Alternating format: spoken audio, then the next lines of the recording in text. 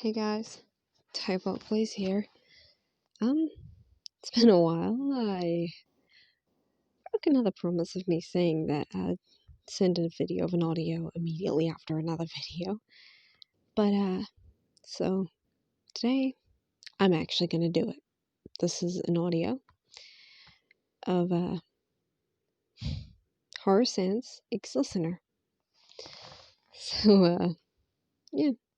Basically this is meant to be a comfort audio if you're wondering. Yeet into the audio. You had to run. You didn't know where you were running, you just had to. What were you running from? You were running from everything you had witnessed. From Toriel, your mother, turning against you, poisoning you, and pretending to care for you. She wasn't your mother, but you still miss her. Then you went to Snowdin.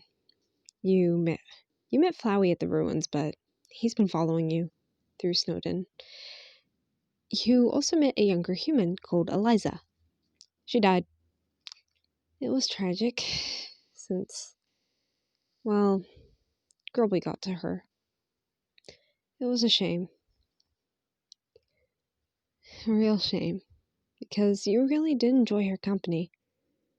Okay, pause on the audio real quick. I tried not to laugh when I said she died. Oh, I said that in such a way. Alright, back to the audio, I'm sorry. You were scared of, well, Sans and Papyrus, of course. You were terrified of what to do. You just ran and ran, not looking where you were going. You ended up lost in the forest, with someone calling after you. Human! Human! Where the fuck are you? You realized it was Sans. You had been hearing Sans. You looked around, wondering where he was. Couldn't find anything. Sighing, you just stayed under a tree. You sat down and waited. Were you scared? Yeah. Were you alone? Definitely. And were you cold? 100%, considering you were just wearing a t-shirt. Eventually, Sans found you. Human, what have you been doing here? It's freezing out here. Gonna heckin' freeze to death. You were confused. Sans seemed to like the idea of you dying earlier. Now he cares? You look up at him and say, "Why do you care? You've been trying to kill me since you found me, since you've met me. Why do you not want me to freeze out here? Why do you care so much about someone you tried to kill?" He looked at you and sighed. Look, kid, I'm sorry. I didn't mean for this to happen. When we met, and I looked at you, well, you reminded me of the times where I was happy. Where every one of us was not starving to death, where we didn't have to kill anyone. Better times when Asgore was alive. Look, I don't want to hurt you. You're a good person, and I hate the fact I'm making you feel this bad. Honestly, I didn't want this to happen to you. I'm sorry. Just please, let me warm you up. He took off his fluffy jacket and put it on you.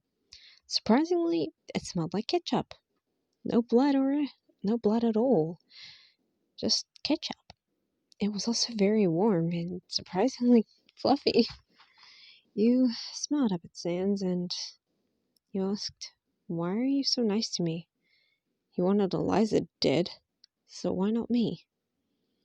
He sighed and said, "Well, I don't really care about Eliza.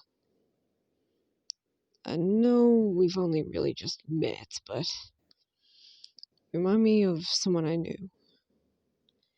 Someone who wasn't a bad person, but ended up killing Haskell. Then abandoned all of us. That human was a good friend to Papyrus. They even went on the so-called date he claims. But, come on. Can you talk to me? I know you've not been feeling the best lately. Well, of course you haven't. You just got down here and nearly died twice. Look, I know things are rough, but could you perhaps get used to it? You know, considering you're probably going to be stuck down here for all eternity.